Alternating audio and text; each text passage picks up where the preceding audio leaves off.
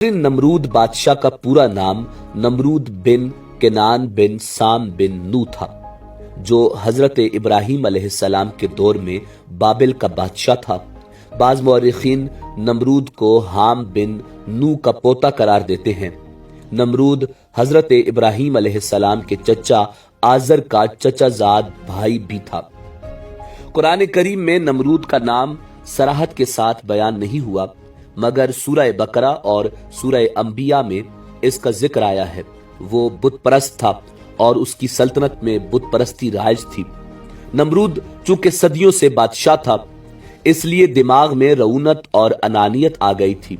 सरकशी और तकब्बुर और गुरूर तबीयत में समा गया था। नाज़रीन, तफसीर इब्न कसीर के मुताबिक नमरूद तकरीबन 400 साल तक हुकूमत करता रहा। मुफस्सिरीन का बयान है कि नमरूद बिन केनान बड़ा जाबिर बादशाह था। सबसे पहले उसी ने ताज शाही अपने सर पर रखा। उससे पहले किसी बादशाह ने ताज नहीं पहना था। सर पर ताज रखने की इजाद नमरूद बादशाह ने की। वो लोगों से जबरदस्ती अपनी परस्तिश करवाता था। काहिन और नजूमी उसके दरबार में बकसरत उसके मुकर्रब थे। नमरूद ने एक रात ख्वाब देखा कि एक सितारा निकला और उसकी रोशनी में चांद, सूरज वगैरह सारे सितारे बेनूर होकर रह गए। काहिनों और नजूमियों ने उस ख्वाब की ये ताबीर दी कि एक फर्जंद ऐसा होगा जो तेरी बादशाही के जवाल का बायस होगा। ये सुनकर नमरूद बेहद परेशान हो गया और उसने ये हुक्म दे दिया कि मेरे शहर में जो भी बच्चा पैदा हो उसे कत्ल कर दिया जाए और मर्द औरतों से जुदा रहे। हजारों बच्चे कत्ल कर दिए गए। नाजरीन, बाज तारीखी मसादिर के मुताबिक नमरूद ने हजरत इब्राहीम अलैहिस्सलाम को दुनिया में आने से रोकने के लिए 4 साल की मुद्दत में तकरीबन 7000 बच्चों को कत्ल करवाया। मगर तकदीरात इलाहिया को कौन टाल सकता है। उसी दौरान हजरत इब्राहीम अला नबीना अलैहिस्सलाम पैदा हो गए और बादशाह के खौफ से उनकी वालिदा ने शहर से दूर पहाड़ के एक गार में उनको छुपा दिया। उसी गार में छुपकर उनकी वालिदा रोजाना उनको दूध पिला दिया करती थी। बाज मुफस्सिरीन का कौल है कि 7 बरस की उम्र तक, और बाजों ने तहरीर फरमाया कि 17 बरस तक आप उसी गार में परवरिश पाते रहे। वल्लाहु ताला आलम। नाजरीन, नमरूद ने अपनी सल्तनत भर में यह कानून नाफिज कर दिया था कि उसने खुराक की तमाम चीजों को अपनी तहवील में ले लिया था।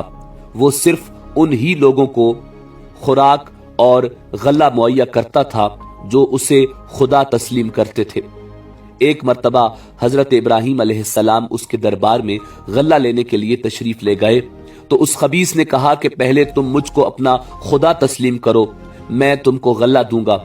हजरत इब्राहीम अलैहिस्सलाम ने भरे दरबार में अलल ऐलान फरमा दिया कि तू झूठा है और मैं सिर्फ एक खुदा का परस्तार हूं जो वहदहू ला शरीक है। ये सुनकर नमरूद आपे से बाहर हो गया और आपको दरबार से निकाल दिया और एक दाना भी नहीं दिया। आप और आपके चंद साथी जो मोमिन थे भूख की शिद्दत से परेशान होकर जा बलब हो गए। उस वक्त आप एक थैला लेकर एक टीले के पास तशरीफ ले गए और थैले में रेत भर कर लाए और खुदावंद कुद्दूस से दुआ मांगी तो वो रेत आटा बन गई और आपने उसको अपने साथियों को खिलाया और खुद भी खाया। नाज़रीन, नमरूद चूंकि बुत परस्त था और उसने अपनी सल्तनत में बुत परस्ती को राइज किया हुआ था। जब हजरत इब्राहीम अलैहिस्सलाम ने तौहीद की दावत देना शुरू की तो उसने हजरत इब्राहीम अलैहिस्सलाम की मुखालिफत की। नमरूद का महल मुख्तलिफ कीमती पत्थरों के बनाए हुए कीमती बुतों से भरा हुआ था। नमरूद बुतों की पूजा करने के साथ खुद भी खुदाई का दावा करता था। हजरत इब्राहीम अलैहिस्सलाम मुख्तलिफ तरीकों से लोगों को तौहीद और यकता परस्ती की तरफ दावत देते रहे। नाजरीन, जब हजरत इब्राहीम अलैहिस्सलाम ने खुफिया तौर पर बुतों को तोड़ दिया तो आपको नमरूद के सामने पेश किया गया। उस मौका पर हजरत इब्राहीम अलैहिस्सलाम ने नमरूद की रबूबियत के रद्द और खुदा की वहदानियत को साबित करने के इरादे से नमरूद से मुनाजरा किया। ये मुनाजरा लोगों के सामने बरगुजार हुआ और उसका तज़किरा कुरान करीम में सूरह बकरा में इसकी तरफ इशारा किया गया है। قرآن کریم کی سورہ بقرہ کی آیت نمبر 258 میں نمرود اور حضرت ابراہیم علیہ نبینا علیہ السلام کے مکالمے کا مفہوم کچھ یوں بیان کیا گیا ہے کہ اس مناظرے میں حضرت ابراہیم علیہ السلام نے فرمایا، میرا خدا لوگوں کو زندگی اور موت دیتا ہے۔ اس کے جواب میں نمرود نے کہا، میں بھی زندگی اور موت دے سکتا ہوں۔ نمرود نے اپنی اس بات کو ثابت کرنے کے لیے 2 قیدی لانے کا حکم دیا، پھر ان میں سے ایک کو آزاد کرنے اور دوسرے کو قتل کرنے کا حکم دیا، گویا جسے آزادی دی اسے زندگی عطا کی گئی اور جسے قتل کیا اسے موت دی گئی۔ اس موقع پر حضرت ابراہیم علیہ نبینا علیہ السلام نے فرمایا کہ میرا خدا سورج کو مشرق سے نکالتا ہے، اگر تم بھی خدا ہو تو سورج کو مغرب سے نکال کر دکھاؤ۔ نمرود حضرت ابراہیم علیہ السلام کی اس بات کا جواب نہ دے سکا۔ قرآن کریم میں اسی بات کو کافر کے مبہوت ہونے سے تعبیر کیا گیا ہے۔ ناظرین، نمرود نے حضرت ابراہیم علیہ السلام کو اس کے خداؤں کی بے حرمتی اور انہیں توڑنے کے جرم میں سزا کے طور پر آگ میں پھینکنے کا فیصلہ کیا۔ نمرود اور بت پرستوں کے اس فیصلے کا تذکرہ سورہ انبیاء کی آیت نمبر 68 میں ہوا ہے۔ نمرود نے اس مقصد کے لیے ایک خاص جگہ تیار کرنے اور لوگوں کو لکڑیاں جمع کرنے کا حکم دیا۔ حضرت ابراہیم علیہ السلام کو جلانے کے لیے لکڑیاں جمع کرنا لوگوں کے لیے اتنا مقدس اور اہمیت کا حامل قرار دیا گیا کہ عورتیں اپنی حاجات کی برابری اور بیماریوں کی شفا یابی کے لیے بطور نذر لکڑیاں جمع کرنے لگیں۔ ناظرین، تاریخی مصادر کے مطابق بابل کے مکینوں نے حضرت ابراہیم علیہ السلام کو جلانے کے لیے ایک طولانی مدت تک لکڑیاں جمع کی تھیں۔ جب لکڑیوں کو آگ لگا دی گئی تو اس کی حرارت اتنی زیادہ تھی کہ کوئی بھی اس کے قریب نہیں جا سکتا تھا۔ اسی بنا پر اللہ کے پیغمبر حضرت ابراہیم علیہ السلام کو اس آگ میں پھینکنے کے لیے منجنیق کا استعمال کرنا پڑا۔ قرآن کریم کے مطابق جب حضرت ابراہیم علیہ السلام کو آگ میں پھینکا گیا تو خدا کی طرف سے آگ کو ٹھنڈا ہونے اور حضرت ابراہیم علیہ السلام کو نہ جلانے کا حکم ملا۔ یوں یہ آگ حضرت ابراہیم علیہ السلام کے لیے کوئی نقصان نہیں پہنچا سکی۔ ناظرین، اس واقعہ کے چند دن بعد جب نمرود کا اس جگہ سے گزر ہوا تو اس وقت بھی آگ کے شعلے بلند تھے، مگر اس وقت اس کا تعجب انتہا کو پہنچا جب اس نے دیکھا کہ اللہ کے پیغمبر حضرت ابراہیم علیہ السلام آگ کے شعلوں کے درمیان صحیح و سالم بیٹھے ہوئے ہیں۔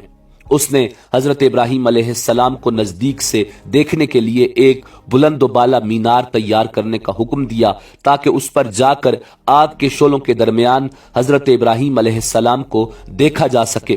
جب نمرود کو یقین ہوا کہ آگ نے حضرت ابراہیم علیہ السلام کو کوئی نقصان نہیں پہنچایا، اس وقت اس نے حضرت ابراہیم علیہ السلام سے کہا کہ تمہارا خدا بہت بڑا ہے جس نے تجھے آگ سے محفوظ رکھا ہے۔ اب کیا تم آگ کے شعلوں کے درمیان سے باہر آ سکتے ہو؟ حضرت ابراہیم علیہ السلام نے فرمایا، کیوں نہیں، میں باہر آ سکتا ہوں۔ نمرود نے دوبارہ کہا، اگر آپ آگ کے اندر بیٹھے رہو تو کیا آپ کو کوئی نقصان نہیں پہنچے گا؟ حضرت ابراہیم علیہ السلام نے فرمایا، نہیں۔ اس پر نمرود نے حضرت ابراہیم علیہ السلام سے باہر آنے کی درخواست کی، جس پر اللہ کے پیغمبر حضرت ابراہیم علیہ نبینا علیہ السلام آگ سے باہر آ گئے، جبکہ آگ اس وقت بھی شعلہ ور تھی۔ ناظرین، نمرود نے جب یہ معجزہ دیکھا تو حضرت ابراہیم علیہ السلام کو آزاد کر دیا اور خدا کی راہ میں 4000 گائے پر مشتمل قربانی پیش کی۔ حضرت ابراہیم علیہ السلام نے فرمایا کہ جب تک تم ربوبیت کے دعوے سے توبہ کر کے خدا پر ایمان نہیں لاؤ گے تمہاری قربانی قبول نہیں ہوگی۔ نمرود نے خدا کی تلاش اور ان سے لڑنے کے لیے اپنے پالتو عقابوں کے ذریعے آسمان کی طرف پرواز کی۔ بعض تاریخی کتب میں نمرود کے آسمان کی طرف پرواز کرنے کی داستان کو مختلف انداز میں پیش کیا گیا ہے۔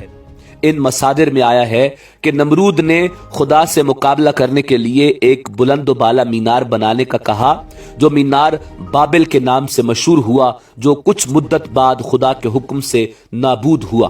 بعض مفسرین کے مطابق سورہ نحل کی آیت نمبر 26 میں اسی واقعے کی طرف اشارہ کیا گیا ہے۔